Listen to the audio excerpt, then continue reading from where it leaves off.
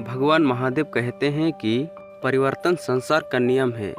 समय के साथ संसार में हर चीज़ परिवर्तन के नियम का पालन करती है। सत्य कभी दावा नहीं करता कि मैं सत्य हूँ, लेकिन झूठ हमेशा दावा करता है कि सिर्फ मैं ही सत्य हूँ। नर्क के 3 द्वार हैं: वासना, क्रोध और लालच।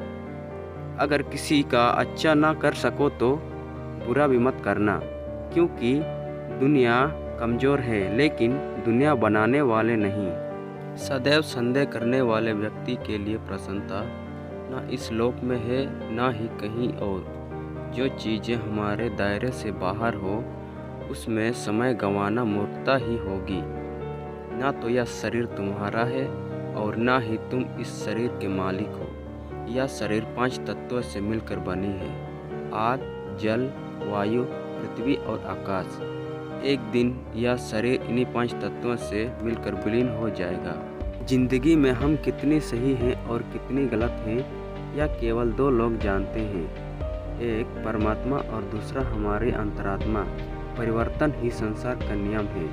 एक पल में हम करोड़ों के मालिक हो जाते हैं और दूसरे पल में हमें लगता है कि हमारे पास कुछ भी नहीं है। क्रोध से भ्रम पैदा होता है, भ्रम से बुद्धि व्यग्र हो जाती है। जब बुद्धि व्यग्र होती है तब तर्क नष्ट हो जाता है। जब तर्क नष्ट होता है का पतन हो जाता है। जैसे अंधेरे में प्रकाश की ज्योति जगमगाती है, ठीक उसी प्रकार से सत्य की चमक भी कभी फीकी नहीं पड़ती। इसीलिए व्यक्ति को सदैव सत्य के मार्ग पर चलते रहना चाहिए। मनुष्य जिस रूप में ईश्वर को याद करते हैं, ईश्वर भी उसी ही रूप में दर्शन देते हैं। अपने आप को भगवान के प्रति समर्पित दो, यही सबसे बड़ा सहारा है। जो कोई भी इस सहारे को पहचान गया है वह डर, चिंता और दुखों से आज़ाद रहता है। इंद्रियों की दुनिया में कल्पना सुखों की प्राप्ति और शुरुआत है, और अंत जो भी हो दुख को जन्म देता है। मन की गतिविधियों, होश, श्वास और भावनाओं के माध्यम से भगवान की शक्ति सदा तुम्हारे साथ है, और लगातार तुम सब एक साधन की तरह प्रयोग कर सभी कार्य को भगवान की भांति कर रहे हो। बुरे कर्म करने वाले सबसे नीचे व्यक्ति जो राक्षसी प्रवृत्ति से जुड़े हुए हैं, वैसा व्यक्ति मेरी पूजा या मुझे पाने का प्रयास नहीं करते। बुद्धिमान को अपनी चेतना को एकजुट करना चाहिए और फल के लिए इच्छा छोड़ देनी चाहिए। सज्जन व्यक्तियों को सदैव अच्छा व्यवहार करनी चाहिए, क्योंकि इन्हीं के पथ पर सामान्य व्यक्ति अपने रास्ते चुनते हैं। निर्माण केवल पहले से मौजूद चीज़ों का प्रक्षेपण होता है। इसलिए अपने अनिवार्य कार्य करो, क्योंकि वास्तव में कार्य करना निष्क्रियता से बेहतर है। इस संपूर्ण संसार में कोई भी व्यक्ति महान नहीं जन्म लेता, बल्कि उसके कर्म उसे महान बनाते हैं। अपने कर्म का पालन करो, क्योंकि वास्तव में कर्म अकर्म से तो बेहतर है। सही कर्म वह नहीं होता जिसके परिणाम हमेशा सही हो, अपितु सही कर्म वह है जिसका उद्देश्य कभी गलत ना हो।